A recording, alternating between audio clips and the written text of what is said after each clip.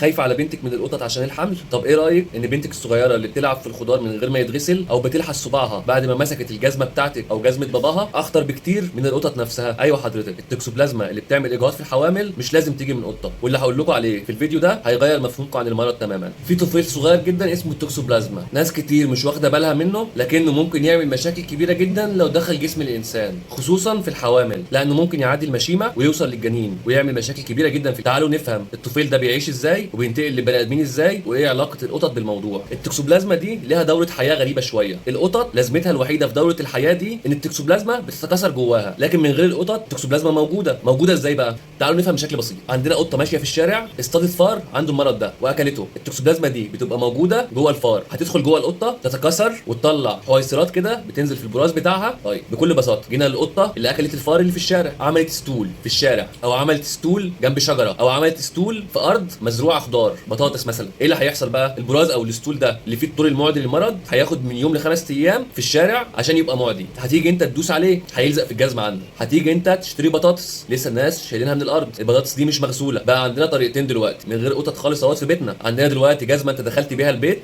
ممكن بنتك الصغيره او ابنك الصغير يلعب بيها، كلنا عارفين حب الاطفال للجزم. او جبت بطاطس وسايبها حضرتك كده في المطبخ، ابنك عمال يشيلها ويلحس فيها ويعض فيها، او حضرتك مسكت البطاطس وانت بتقشريها قربت ايدك لبقك من غير ما تغسلي ايدك ويكون التوكسوبلازما موجود عليها. دلوقتي ايه؟ جالنا المرض حضرتك. طيب في طريقه ثانيه ممكن المرض يجي لنا بيها. جه خروف اكل من الشجره او من البطاطس اللي فيها المرض ده، المرض ده هيدخل جسمه زي ما بيدخل جسمك بالظبط، وزي ما دخل جسم الفار اللي القطه اكلته. تمام كده؟ المرض بقى عمل ايه في جسمك وجسم الخروف وجسم ابنك اللي لحس الجزمه وجسم الفار؟ المرض بيدخل الجسم، التوكسوبلازما دي بتكون حاجه اسمها التاكيزويدز. كلمه تاكي دي عامه في الطب معناها سريع، دي بتبتدي تهاجم الجسم. في حاله ان مناعه الجسم كويسه سواء في الانسان او الحيوان، المناعه بتبتدي تهاجم المرض ده وتعمل عليه حويصلات كده او اكياس صغيره تحاوطه في العضلات وتخليه يتجمع كده في اماكن كانه اكياس كده متخزن فيها المرض عشان ما ينتشرش في الجسم كله، وساعتها بتتحول لحاجه اسمها براديزويدز. برادي يعني بطيء، دي في حاله المناعه الكويسه. لو لا قدر الله في مرض بيدمر المناعه، لو لا قدر الله حد بياخد علاج كيماوي او علاج بيأثر على المناعه، ساعتها بيبقى الموضوع خطير جدا وبيحتاج تدخل طبي. طب ليه المرض ده مرتبط دايما بالحوامل او ليه خطر على الحوامل؟ لان الواحده الحامل بطبيعه الحال بيبقى عندها تثبيط مناعي، الجسم بيقلل المناعه بشكل ما عشان يعرف يتقبل الجنين، لان الجنين يعتبر بشكل ما جسم غريب، فالجسم بيقلل المناعه. لو الواحده الحامل اصيبت بالمرض وهي حامل، يعني لسه المرض داخل دلوقتي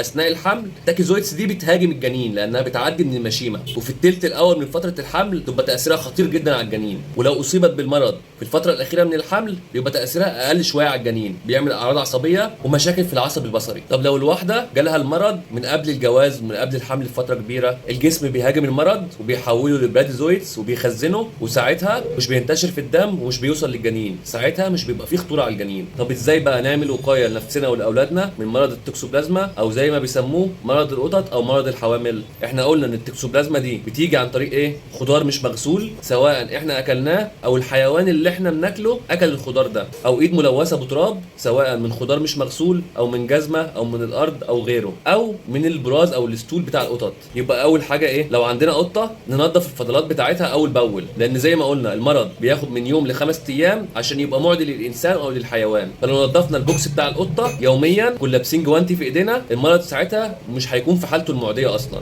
ثانيا لما نمسك خضار نغسله كويس ونغسل ايدينا كويس، نبعد الخضار اللي مش مغسول عن اولادنا، نحافظ على نظافه اولادنا وان احنا نغسل ايديهم بانتظام وان احنا نبعدهم عن الاتربه، خصوصا الاطفال اللي دايما بيحطوا اي حاجه في بقهم. ثالث حاجه لما نيجي نطبخ لحمه نطبخها كويس، لان لسه قايلين الحيوان اوريدي بيبقى واكل خضار مش مغسول، ممكن يكون ملوث بالمرض والحيوان جاله المرض، حيوان مناعته كويسه والجسم خلى المرض يتخزن في العضلات فمش بيعمل اي اعراض، لكن اللحمه بتاعته لو مش مستويه كويس هتعدينا وتعدي القطط لو القطط اكلتها. عشان كده لازم نسوي اللحوم كويس جدا، وعشان كده اللحوم النيه ممنوعه للقطط. واللحوم النيه مش لازم اللحوم النيه اللي احنا بنقدمها، ما تفرحش قوي لما تلاقي القطه بتاعتك بتصطاد عصافير ولا بتصطاد فيران، ما هي برضه هتاكلها نيه وهيجي لها المرض حضرتك. يا رب اكون قدرت اوصل لكم معلومه بشكل بسيط. كان معاكم الدكتور شريف في برنامج عياده الدكتور البيطريه.